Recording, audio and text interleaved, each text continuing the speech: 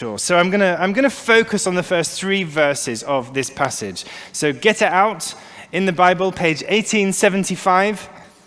Was the year that chocolate was invented?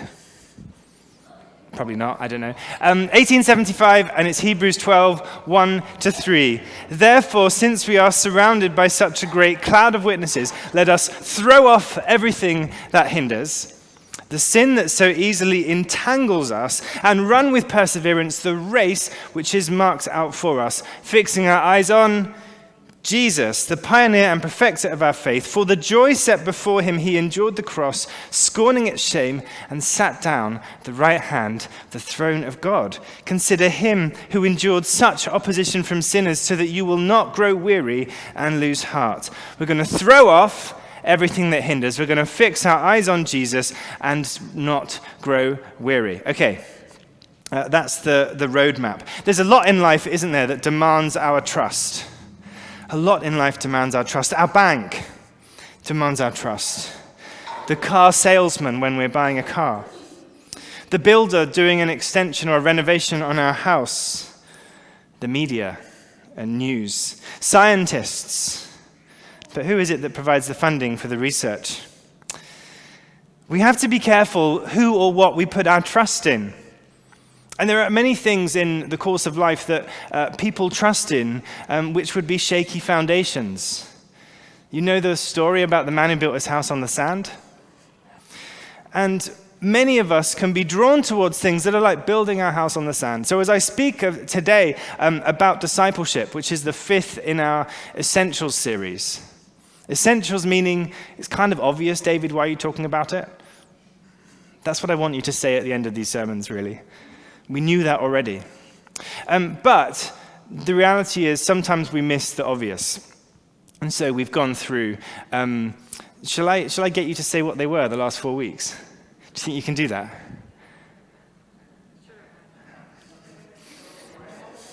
Shout, there were 4 of them. Shout one out. Worship, prayer, Holy Spirit, and the Bible. Fantastic. And those are essential things for the church. And kind of, in a way, I kind of thought this is really obvious. But yet, sometimes in different places you go to, you might see that they don't actually emphasize those things. So it's important for us as a community to say, what is important for us? Where are we? And so today, being disciples, discipleship. And so the Matthew 28 reading that we had is known as the Great Commission, because we have the Great Commandment and the Great Commission, don't we? The Great Commandment is to love the Lord your God with all your heart, etc. And the Great Commission is go therefore, make disciples, baptizing them in the name of the Father, the Son, and the Holy Spirit. And so in our going to make disciples, we need first to be a disciple ourselves. We need to trust in Jesus. You see the link now? We need to trust in Jesus. We need to be a disciple in order to make disciples. So I think we have our 4 things, worship, serve, life group, and give. If you forget that and you go to the website, you'll now see it says worship, serve, life group, give with some little buttons. You can click on them. If you say, okay, I feel like I'm doing 3 of these and not the serving one, click on serving and it will take you a handy form which literally says, what's your name and email and what would you like to serve in? And that could be anything from folding the paper clips in the office. No, actually, that's not on there. But you could be folding the paper clips in the office, or you could be, repainting the church. Any option. There's lots of tick boxes there. So those are our 4 things. But actually, I think I want to add a 5th one. And those of you who've got used to me now know that what I tend to do is talk about things for ages, and then it gets to the point that everyone's bored of it, and in the end goes, okay, fine. Is that fair, those of you who've been on parish council? And so I'm kind of throwing this out and talking about it to see, is this right? That's the kind of the holy way to look at it. This is testing to see, have I got this right? Because it's important that we're on the same page. So we have worship, serve, life group, and give. And if you don't know what those mean, as I say, head to the website, and there's some words about that on there. I'll save your time here. But I think to add a 5th one, and what put me off having more than 4 in the past was because our brains struggled to remember more than 4 things. They do. My grandma has 9 children. and struggling to remember more than the names. And so when she talks to me, she would often say, still says, several names until she hits the right one. If you're watching, hi, Grandma. But we struggle to remember more than 4 things. She can also never find her glasses, and I've picked up that trait too. There we go. We can struggle to remember more than 4 things, and yet there is a 5th one that I think is really important. And I think it's really obvious, but sometimes things that are obvious to some of us aren't obvious to everyone, so I think we need to spell it out. And it's a word with 2 letters, and it is the word go. Worship, serve, life group, give, and go. What does go mean? Go, therefore, make disciples. So we need to go and be disciples who make disciples. And what does that look like? Going to be disciples who make disciples means that we're not a church that is going to have 100 different ministries. So we want to do as little as possible as the church, so that you have time to go and play golf, time to go and be in a running club, time to go to the gym.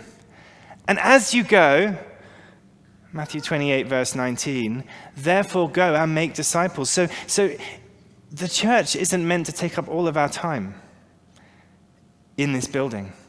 There was a child the other day in the daycare who said to me, I was walking in the corridor, and he said, do you live in the church? I said, no, but sometimes it feels like it. I said, what's your name? He said, Noah. I said, there's a Noah in the Bible. He said, I know, I'm not that one, I'm the kid Noah. A true story. So I said, I'm David. Evidently, his biblical knowledge didn't extend to the fact that there was a David in the Bible, and I'm not that David. Where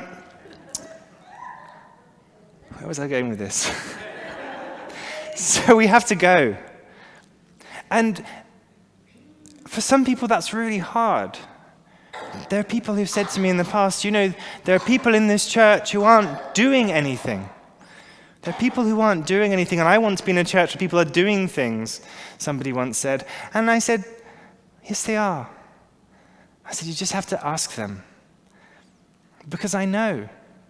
And often we don't tell each other what we're doing, but I know there are people from this church who are going and serving in ministries outside the church. There are people who volunteer in thrift stores for the hospital and the hospice. There are people who go into the prison and visit.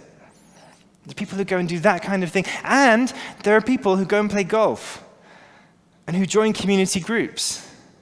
And in those community groups, those are the times when people can rub up alongside somebody and make disciples, to tell people about Jesus. Because if we spend all of our time in church, are we going to grow in faith? Yes. Are we going to do good stuff? Yes. But we're not going to be able to speak to people who aren't connected with the church. So it's so important. And so that's why I think breaking the rule of saying 4 things because we can remember, let's add a 5th one and say go.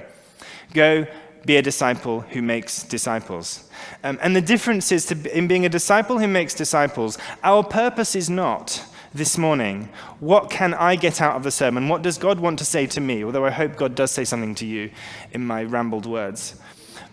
Our purpose is to say, how is some of this going to help me as a disciple tomorrow morning when I'm at school, when I'm at work, when I'm in whatever club or group I'm at, when I'm at an event, when I'm at a coffee shop, how am I going to go and make a disciple and be a disciple who makes disciples?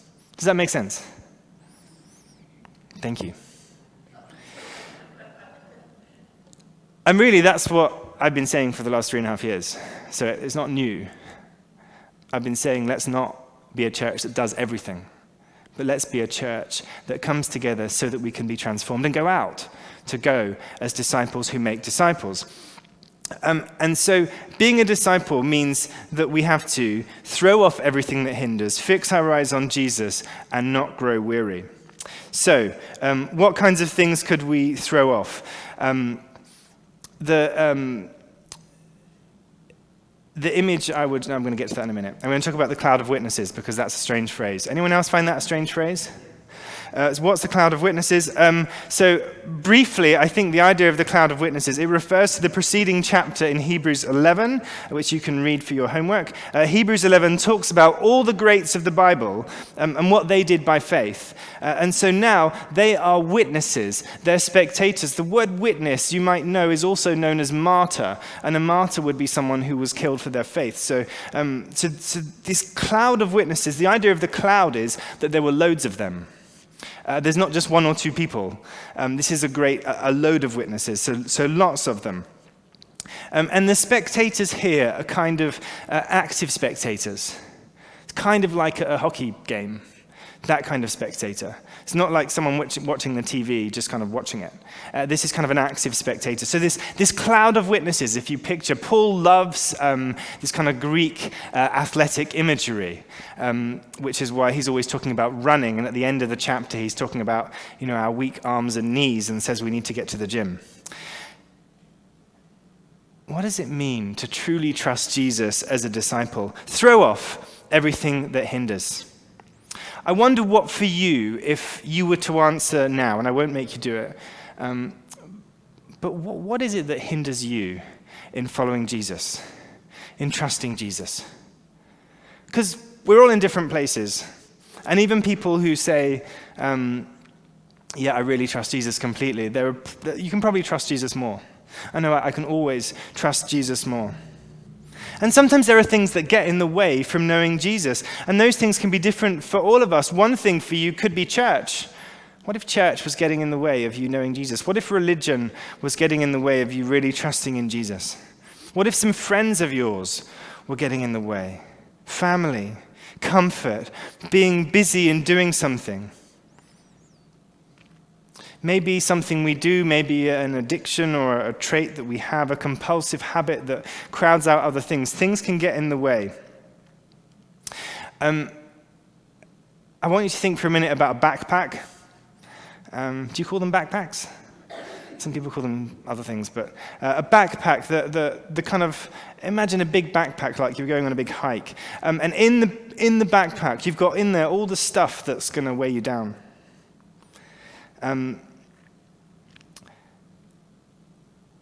I remember traveling with Bridget many years ago, and we were in Europe, and we were traveling with these big backpacks full of stuff. We found that all the youth hostels, instead of being kind of near the station at the bottom of the hill, they were always like at the top of the hill.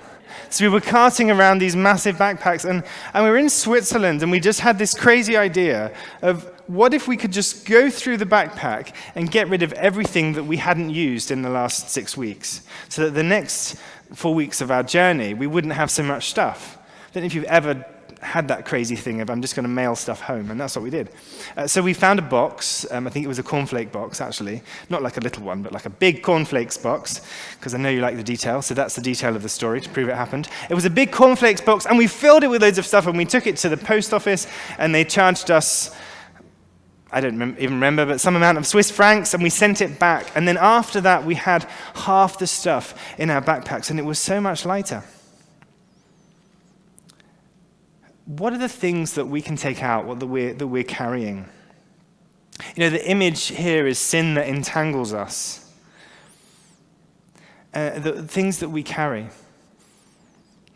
Maybe things we haven't said sorry for, we haven't repented, grudges we carry, just things that get in the way. The image of sin that entangles us. If you've ever tried to untangle anything that's tangled up, you'll know what a problem being tangled can be. I just think of Christmas lights. How is it you put them in the box nicely at the Festival of the Epiphany, and then when you get them down again from the closet the next year, and they've all managed to get tangled in the year somehow. How does that happen? And trying to untangle them. Or if you're a gardener, the blackberry brambles, that just grow everywhere and tangle everything. Bindweed, knotweed. It's really hard to get out of things that tangle. Our sin, those things that separate us from God, can feel like we're tied in knots, tangled up, and it can be hard to break free. And so we have to throw off those things that hinder. And as Paul says, run with perseverance the race marked out for us. The imagery of running, as I alluded to, comes from this Greek approach of athletes in training. In their training, they laid aside everything that adds weight. So they had nothing but the bare essentials. Those words let us run with perseverance. It's the positive side of shedding unnecessary burdens. It's an action which requires effort. No athlete can win without determination. And the word used implies the idea of endurance, of pressing on in spite of the difficulties. It's worth saying that the contestants can't choose the race. The race is set for them. So it's the difference between, for me, if I'm going out for a run, I'll decide where I want to run. But if I'm running a race, I've got to follow where the race is going. And typically I am following, I'm never near the front, but I follow the path of where it's going. And so for us in our lives, the race is set out before us. It's not ours to choose. God is there determining our steps.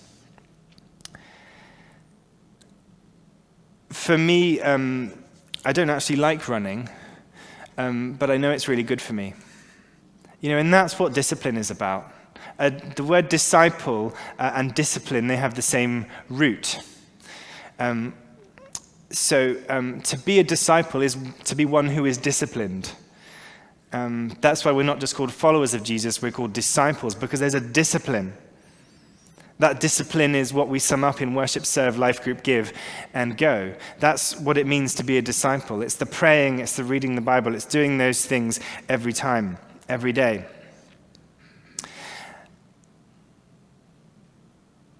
And yeah, so for me, typically the reason I sign up to run a race is because I know if I've given someone some money, it will make me do it. Which is, what is that? I don't know. But it works. Because then I find if I've not got a race that I've paid some money to go and do, I'm just not going to run because I'm lazy. I really struggle. I cannot motivate myself.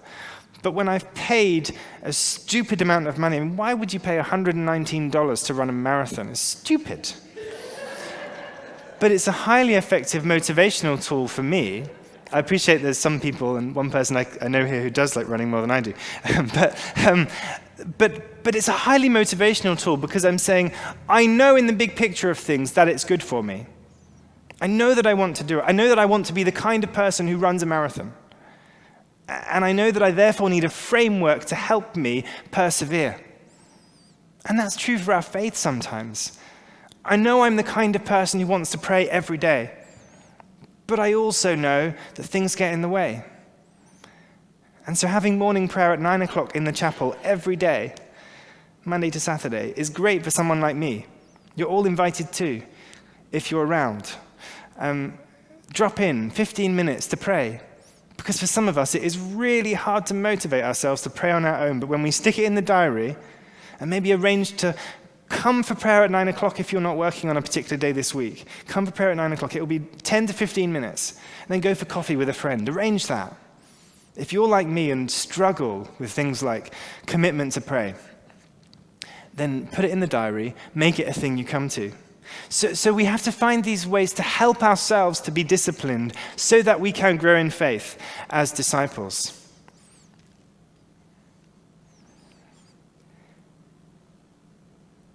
So we need to throw off everything that hinders and fix our eyes on Jesus. There's a common misconception, isn't there, that being a Christian means just being a bit nicer than everyone else?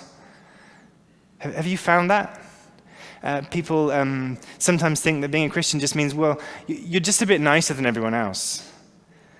How do you know when you failed as a Christian in the eyes of the world? Someone says to you, that wasn't very Christian, was it? Have you had that? Or was it just me? That wasn't very Christian. And that's a misconception. Being a Christian is not about being nice. It's about being growing into the likeness of Christ as one of his disciples. Being a Christian means following Jesus with all you have, believing and trusting in him. So when people say to you or me about someone and say, oh, they're a really good person, they're really good, that's lovely, but that's not what it means to be a Christian. Are their eyes fixed on Jesus? Being a Christian doesn't require us to be nice or live good lives, but to fix our eyes on Jesus. Now, hopefully, if our eyes are fixed on Jesus, we're going to be nice and live good lives. Don't mishear me. But that's the order. First, we fix our eyes on Jesus.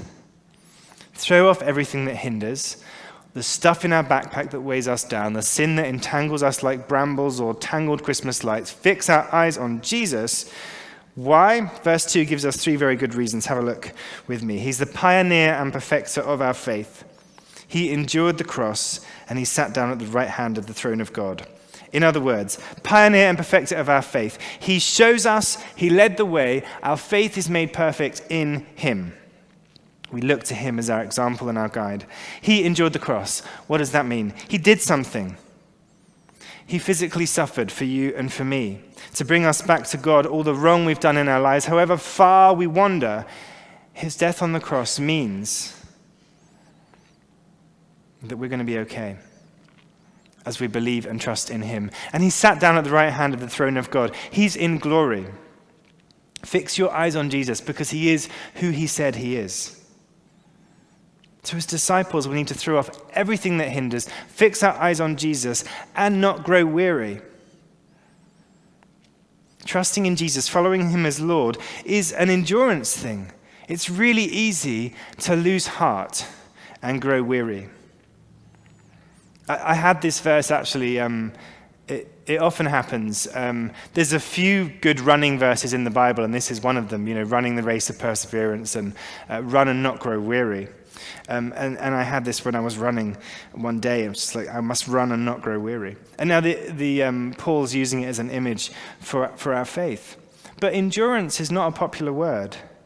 People want quick wins, don't they? They want fad diets. Our culture seems to be fixated on the maximum gain from the minimum effort. So in a culture where endurance is almost a swear word, where commitment and membership and discipline are words that we don't like, in a culture where following Jesus means we have to be radically different, it is really easy for us to lose heart, to grow weary in our faith. And when that happens, because it does, here's what we do. Verse 3, think about Jesus. Consider him, it says in verse 3, who endured such opposition from sinners so that you will not grow weary and lose heart. When we get weary, it's time to fix our eyes on Jesus. To think about what he endured, to think about the opposition he encountered, because what we're going through is extremely significant, but it's not what he went through. There's nothing that we're going to endure that will be worse than what Jesus endured. We will not face the same level of opposition as he did. Some of the early Christians became martyrs. They died for their faith. Christian faith is not about rules to live by. Discipleship is not about being nice. If it is, then faith will crumble when you have a bad day, week, month, or year. To be a Christian means to be an active follower of Christ. Not just to have a fish on your car or a cross around your neck. Those things will be no help when you get tired or weary. We have to stay rooted. We have to go back to square one, as it were. Consider him, verse 3, who endured such opposition from sinners, so that you will not grow weary and lose heart. And we stop and think about what Jesus has done for us. When we think about the cross, think about the relationship that he invites us to with him. On this Father's Day, we'll all be in different places. For some of us, we'll be missing our Father. For others of us, we are fathers. For others, we may have had a bad relationship with our Father. Our Father wasn't good to us. And so as we speak about God as Father, we will sing later that God is a good Father who loves us and is the Father to us all. And we get to call him Father because that's what Jesus said we could do.